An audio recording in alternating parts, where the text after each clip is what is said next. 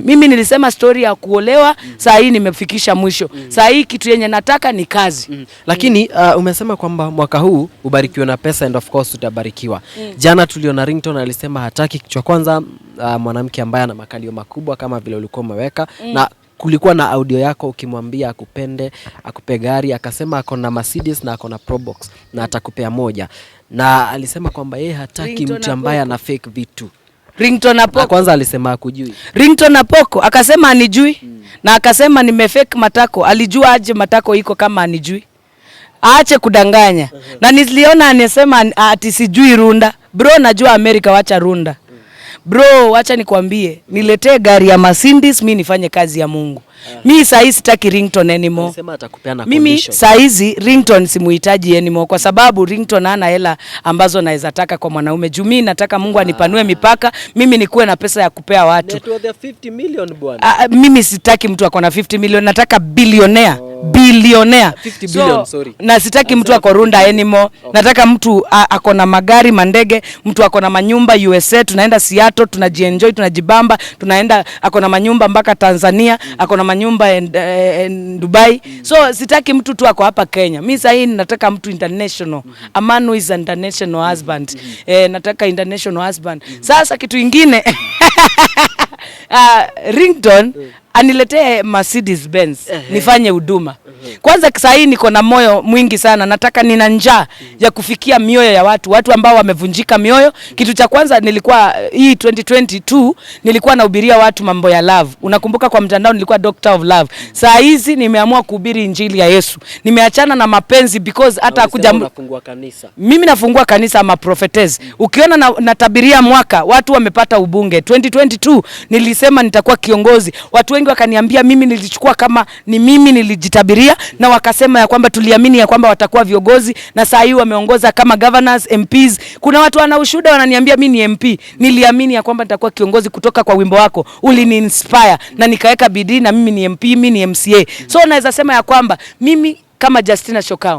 2023 mimi nimesema mambo ya kuongelelea love relationship, mambo ya kuongelelea marriage, mambo ya kuongelelea ati good in bed or what I don't want. Hiyo haipo. Sasa hii hatuna shughuli kaa hiyo. Shughuli yenye iko ni ya kimbingu ya kuhubiri crusade. So Ringtone, wherever place you are, provide that Mercedes haraka. Tuweke mafuta tupeleke na uweke mafuta ya ngiri 200. Ili nipeleke injili Ketui, nipeleke injili Machakos, nipeleke injili. Niendange nikiwa vizuri nikipeleka injili juu niliona na masharti.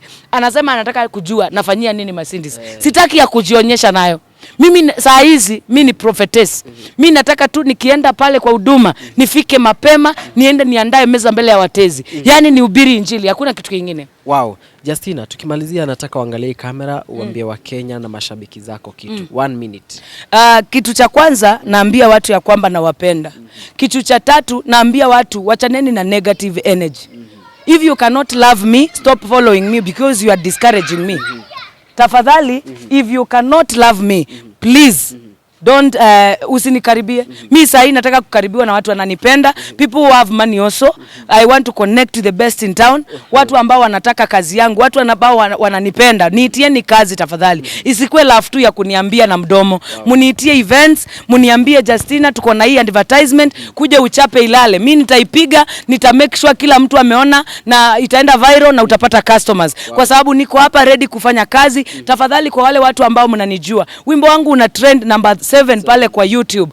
Kwa YouTube tuna trend number 7. Wimbo wa 2023. Wimbo tunasema tunapanuliwa mipaka ya pesa, tunapanuliwa kimawazo, tunapanuliwa mipaka katika biashara zetu. We are not going to get losses. We are going to get profit this year in the name of Jesus. Unajua wakati nasema hivyo, watu wanasema niko na kierere mingi. Watu wanasema hata huyu hata ni bangi. Watu wananiongelea wanasema niko mlevi. Hata Biblia inasema Ana akaonekana mlevi. Ana alikuwa anataka mtoto, akaomba Shilo, akaambia Mungu fungua tumbo yangu. Ule prophet alikuwa pale Shilo, Heli, akasema huyu mama ni mlevi huyu.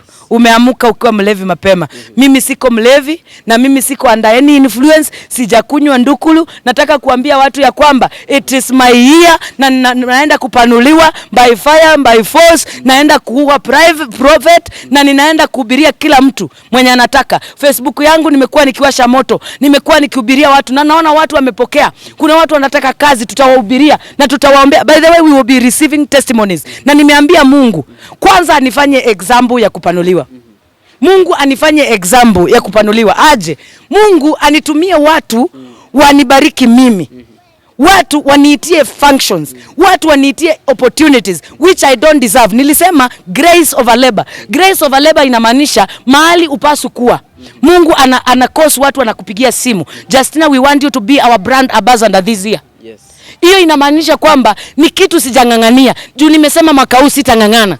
Naambia Mungu anifungulie milango. Mahali nilikuwa siwezi ingia niingie. Kama ni kuketi na wafalme singeweza kuingia. Ni Mungu ananitafutia njia. Mungu anatuma mtu mmoja, ananifungulia mlango, najikuta nimekaa na president. Kwa sababu ya gani? Kwa sababu when God decides to bless you, he does not look where you come from. When God wants to bless you, unajua Yesu alikuwa mtoto wa carpenter.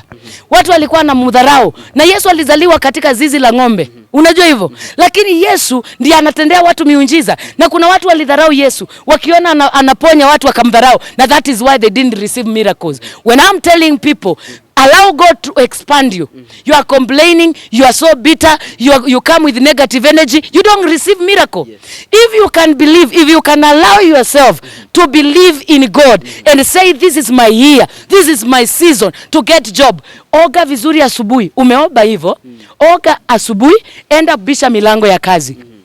Na kuna watu ambao wako hapo nje, mmekuwa umesota, yani hata hakuna njia inafunguka ya kazi. Mungu na akupatie idea ya biashara itakao sababisha kupanuliwa mipaka. Unajua unapotaka Mungu akupanulie mipaka, ni wewe unajua. Wakati Mbatimayo alikuwa kipofu, ni yeye alichoka na mashilingi, akachoka kupewa ma 5 bob, akachoka na ma 10 bob. Bwana Yesu asifiwe. Batimayo alichoka kupewa kitu kidogo kidogo. Ukiwa kiwete ni wewe unajuanga uko kiwete.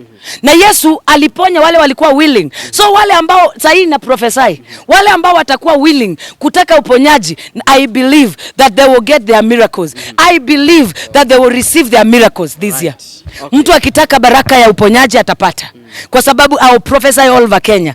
I'm going to hold crusades all over. Na nitakuwa Facebook yangu every day nikiprophesy, nikiambia watu ukitaka kazi pokea, ukisema amen unapokea. Mungu anafungua mbingu kwa ajili yako. Na wale ambao mnadharau, unasema hii ni kierere, nataka Mungu anitendee hiyo miujiza kwanza. Mungu apanue mipaka yangu ya pesa ili nianze kuwa na pesa, nikuwe na nyumba kubwa, nikuwe na gari mzuri, ili nikuwe ushuhuda ya kwamba God amepanua mipaka 2022, right. 2023.